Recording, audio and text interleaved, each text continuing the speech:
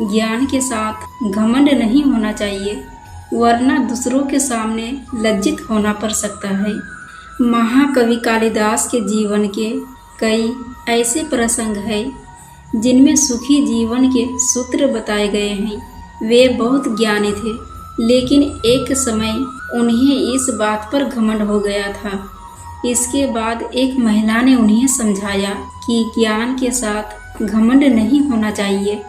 एक दिन महाकवि कालिदास एक नगर से दूसरे नगर जा रहे थे। रास्ते में उन्हें बहुत जोर की प्यास लगी तो उन्हें एक कुआं दिखाई दिया। वहां गांव की एक महिला पानी भर रही थी। कालिदास ने महिला से कहा कि मुझे बहुत जोर की प्यास लगी है, कृपया आप पानी पिला दीजिए। महिला ने कहा कि मैं आपको नहीं जानती हूँ, कृपया अपना परिचय दे, इसके बाद मैं आपको पानी पिला दूंगी। कालिदास को अपने ज्ञान पर तो बहुत घमंड था। उन्होंने अपना नाम ना बताते हुए कहा कि मैं मेहमान हूँ। महिला बोली, आप मेहमान कैसे हो सकते हैं? संसार में सिर्फ दो ही मेहमान हैं, एक धन और दूसरा यौवन। गांव की महिला का बात सुनकर कालिदास हैरान रह गए। उन्हें उस महिला से ऐसी बात की उम्मीद नहीं थी। वे फिर बोले कि मैं सहनशील हूँ। महिला ने कहा कि आप सहनशील नहीं हैं। इस संसार में सिर्फ दो ही सहनशील है, एक ये धरती जो पापी और पुण्य आत्माओं का बोझ उठाती है, हमें खाने के लिए अनाज देती है। दूसरे सहनशील पेड़ हैं जो पत्थर मारने पर भी फल ही देते हैं। कालिदास ने फिर कहा कि मैं हठी हूँ। महिला बोली कि आप फिर झूठ बोल रहे हैं।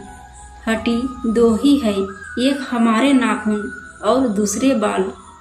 इन्हें बार बार काटने पर भी फिर से बढ़ जाते हैं। महिला से ऐसी ज्ञान वाली बातें सुनकर कालिदास हार मान गए और बोले कि फिर तो मैं मूर्ख ही हूँ।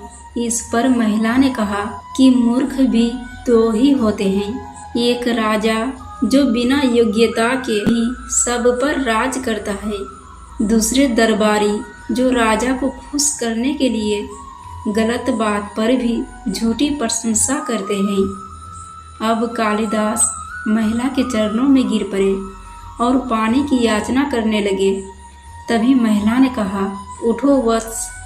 कालिदास ने ऊपर देखा तो वहाँ पर साक्षात माँ देवी सरस्वती खड़ी थी।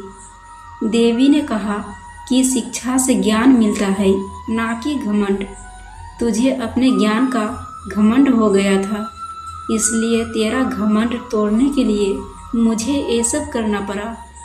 कालिदास को अपनी गलती पर बहुत पछतावा होने लगा। उन्होंने देवी से क्षमा याचना की। देवी प्रसन्न होकर अंतर ध्यान हो गई। इसके बाद उन्होंने अपने जिंदगी में फिर कभी भी घमंड नहीं किया। फिर मिलेंगे दोस्तों अगली वीडियो के साथ। तब तक के लिए जय माता दी, जय श्री कृष्णा।